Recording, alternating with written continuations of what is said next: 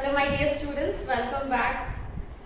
I hope you have seen all the videos before and you all are revising it, and you must have written all the answers either marked or written in your notebook. And today we will be doing another chapter in history, that is Unit 6.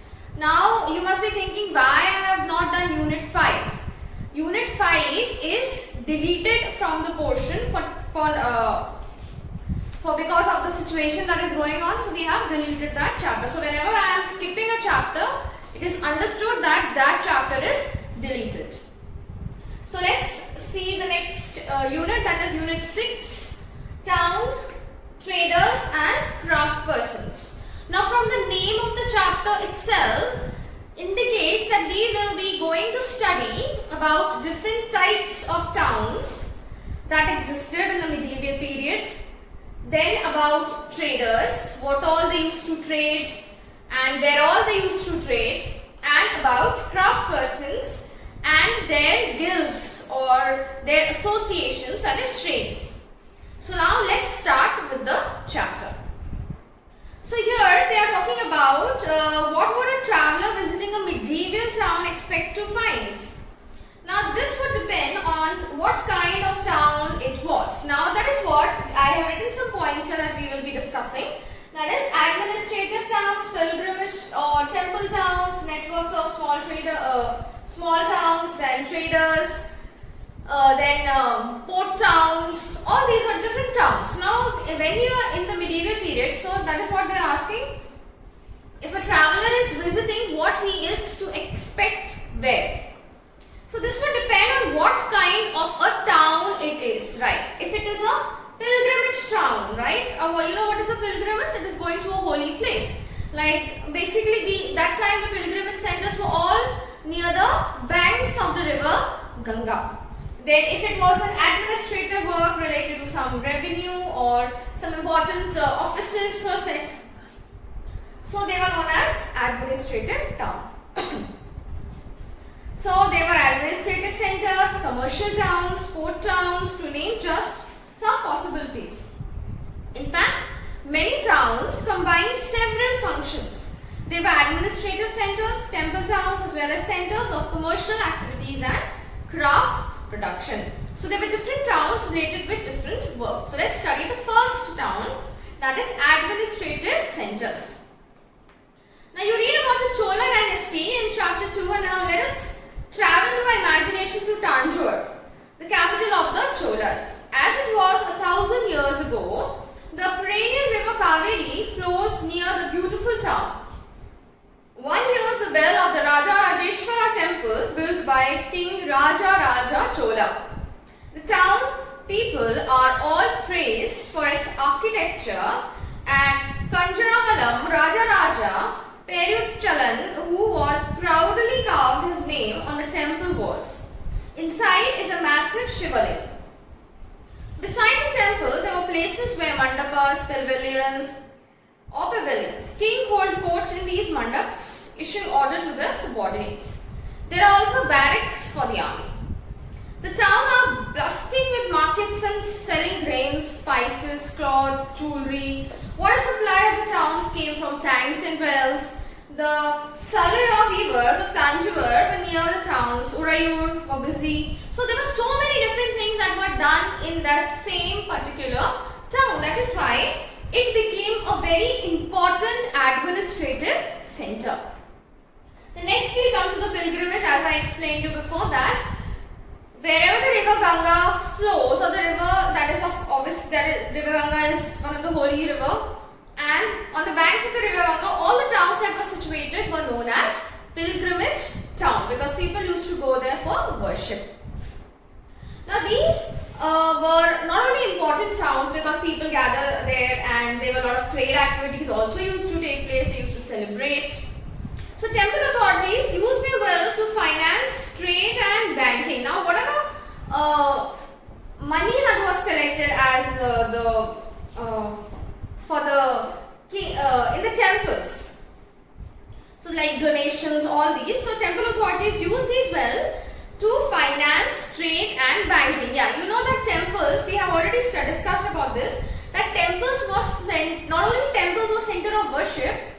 but they were also center of learning. And they were also act as a bank. They used to have meetings. They used to have fair. So all these. That's why temple authorities not only use these wealth as the donations to finance the traders and used as in banking. Gradually, a large number of priests, workers, artisans, and traders, etc., settled near the temple to cater to its needs and those of the pilgrimage. Thus grew temple towns. So towns emerged around the temple are known as temple towns or pilgrimage centers.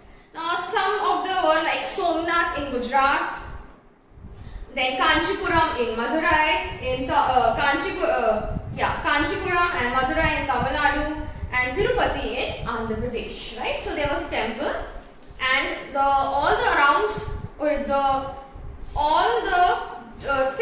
towns originated near the temples were known as temple towns. The pilgrimage center also slowly developed into townships. Now, what are townships? That means a group of lot of towns together. Okay, like you have a whole city developed. And like Tiruvannamalai in Tamil Nadu and Vrindavan in Uttar Pradesh are example of two such towns. Then Ajmer in Rajasthan and the capital of Chauhan kings in the 12th century and the later became a suba and the headquarter under the Mughals. It provided an excellent example of religious coexistence. Khwaja Moinuddin Chishti, celebrated Sufi saint who settled in there in the 12th century, attracted devotees from all creeds. So it is not only these, it is a coexistence of all the religion. They were tolerant. So not only Muslim but of all religion people used to go and worship them. Then near Ajmer is a lake. Then Pushkar, which has attracted many pilgrims from ancient times. Now the next topic is a network of small towns. Now from the 18th century onwards, the subcontinent was dotted with several towns. Now network of small towns means they were small towns that developed near the big towns or near the temples or near a pilgrimage center or near an administrative center. So they probably emerged from large villages, right? Big towns emerged into small towns. They usually had a mandi for later times, to which nearby villagers sell their produce. Yeah, you also know, like they have a wholesale center, for example, right? You also have a sabzi mandi, a big sabzi mandi where all the people all the farmer come and sell their products, they produce, and many vegetable hawkers and vendors, they go there and then they take the vegetables and then they sell to the other smaller parts in Jabalpur. Right, so there were small mandis from where all the people used to collect and sell their produce. They also had a market called Hut lined with shops, right? You have Delhi Hut, right? That means there were several shops of daily use utensils or clothes or jewelry or any day-to-day items, essentials. So they were all brought in there and they were sold in a hut. Then even at that time there were a lot of perfumes or sugar or toddy makers, smiths, stonemasons, potters. They all used to bring their things. While some traders lived in the town, others travelled from town to town. Many came from far and near to those towns to buy local articles and sell products of distant places like horses, salt, camphor, saffron, betel nut and spices like pepper. So some people were living there itself and selling the produce. Some were coming from all over India and coming to these places, like they were coming to Hart or they were coming to the Mandi and selling different produce that were produce in their particular state. Now usually some samantas or later times a zamindar built a fortified palace or near these towns. They levied taxes on trades, artisans and articles of trade and sometimes donated and right to collect these taxes to local temples which had been built by themselves or by rich merchants. So we all know that at the earlier time these big temples were built by the donation given by the big king and rich merchants. So these samantas or these zamindars, they used to make a fortified town. You know what is a fortified town? A wall built around a town. So that they have their ownership on that and they used to levy taxes on trade. Now trade was not only in the city but trade was people from outside the city also used to come in the city for doing trade. So in that way they used to gain lot of money, revenue from these taxes that they levied. Now these rites were recorded in inscriptions that have survived to date. Yeah, so how we come to know about these? They all are being inscripted. Inscriptions were there and they are till now, so that we are able to learn that these rites sometimes are given to priests also, so that the Brahmins, so that they can also collect taxes. Now the next is about traders, big and small. Now from the term itself, traders, big and small, that means big landlords, big traders, big merchants and small merchants also who used to make like potters, blacksmiths. They were all small merchants. So there were many kinds of traders. These included the Banjaras. You know what are the Banjaras? They are the tribal people, or they move from one place to another in caravans or in carts. These several traders, especially horse traders, form associations with headmen who negotiated on their behalf with who bought horses. Since traders had to pass through many kingdoms and forests, they usually traveled in caravans and formed guilds to protect their interest. You all know about guilds, right? G-U-I-L-D-S, guilds. That means associations. Associations like Shrenis. You all know about these words. Shrenis, guilds.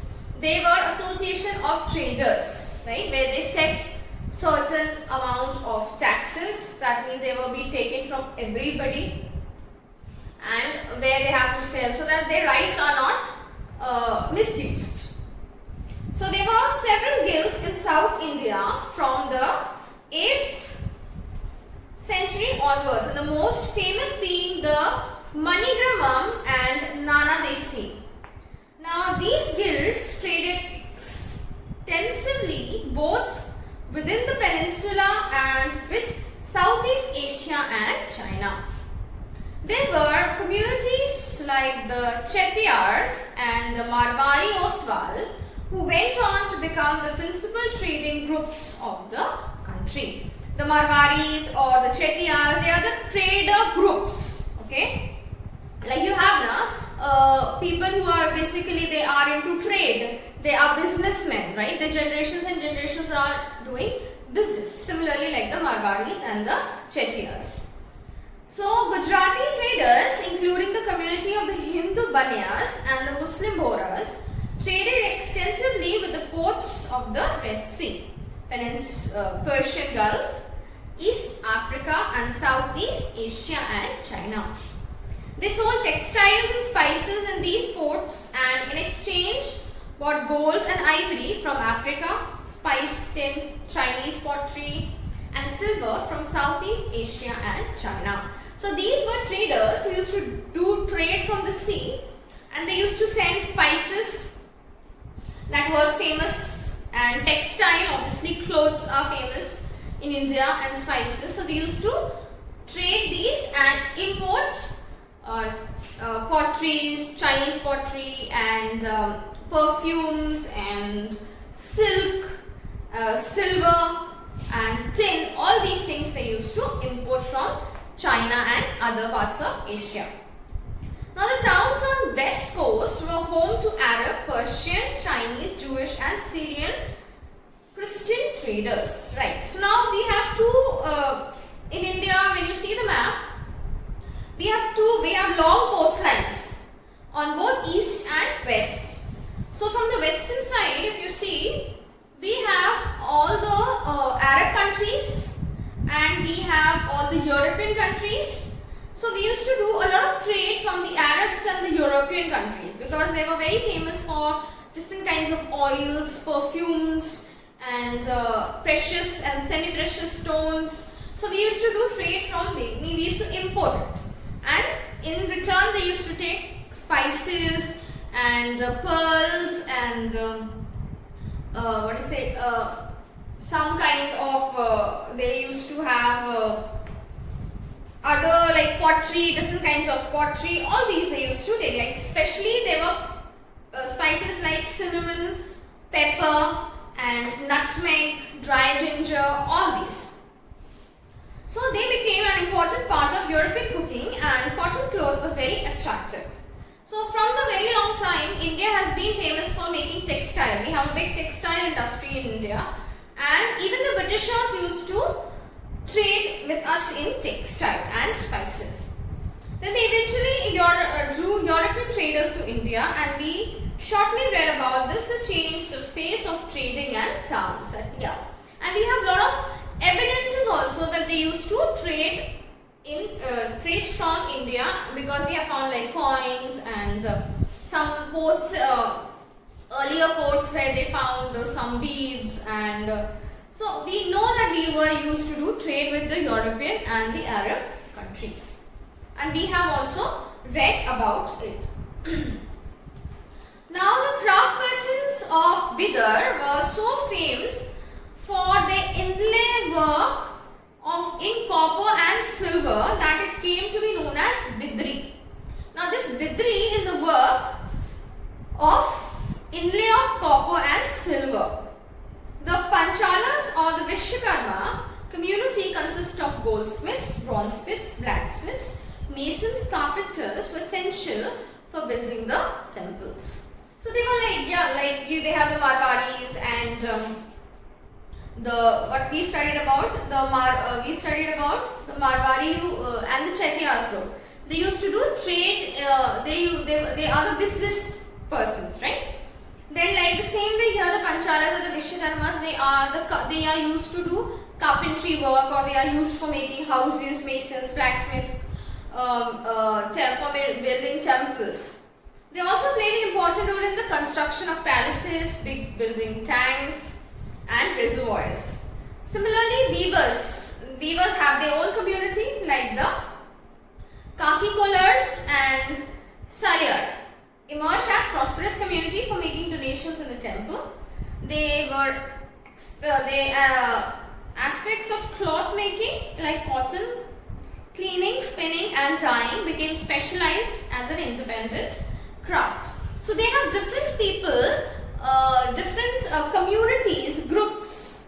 Those were associated. If we called as if we have we say Panchalas or the Vishwakarma, so we know that they are the group that are doing carpentry and making buildings, and they are masons or blacksmiths. If we say they are the Marwaris or the Chetiyas, we know they are business persons. If we say that they are the Salyars or the Kaporas, we know Kai Kollars, that means we know that they are used in dyeing and making cotton, cloth, cleaning and spinning. So there are so many different communities that were related to different work.